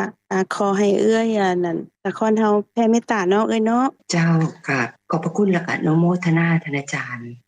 สงบและท่านอาจารย์การจนาหลายๆเจ้าที่เมตตาพวกหมู่เฮาให้นำพระธรรมคำสอนของพระอรหันตสัมมาสัมพุทธเจ้ามาแสดงมาแจกแจงอธิบายให้พวกเฮาได้ค่อยเกิดการไต่ตรองไปเรื่อยๆกลับไปสู่ในความบ่มีเฮาต่อเนื่องตลอดมาเนาะท้ายนี้ก่อนพวกเฮาจากกันก็ขอเชิญชวนพี่น้องพวกเฮาทุกคนมาร่วมกันกับน้อมกราบระลึกถึงองค์สมเด็จพระสัมมาสัมพุทธเจ้าผู้เป็นพระอรหันต์ตรัสรู้ชอบได้ด้วยพระองค์เองผู้ถึงพร้อมด้วยวิชาและจรณะผู้เสด็จไปดีแล้วผู้หูแจ้งโลกเป็นกู้ผู้ฝึกบุรุษที่สมควรฝึกได้จางบ่มีไผยิ่งกลัวผู้เป็นศาสดาของเทวดาและมนุษย์ทั้งหลายผู้จำแนกแจกแจงพระธรรมอันประเสริฐกราบนอบน้อมแด่พระธรรมคำสอนที่พระองค์ทรงเคารพบูชาเป็นธรรมที่ผู้ศึกษาและปฏิบัติพึ่งปรากฏชัดได้ด้วยตัวเองกราบนอบน้อมแด่หมู่พระอริยสงฆ์องค์เจ้าทั้งหลายผู้ปฏิบัติเพื่อกำจัดราคะผู้ปฏิบัติเพื่อกำจัดโทสะผู้ปฏิบัติเพื่อกำจัดโมหะ ตรัสรู้อริยสัจธรรมตามพระผู้มีพระภาคเจ้าด้วยอำนาจของคุณพระรัตนตรัย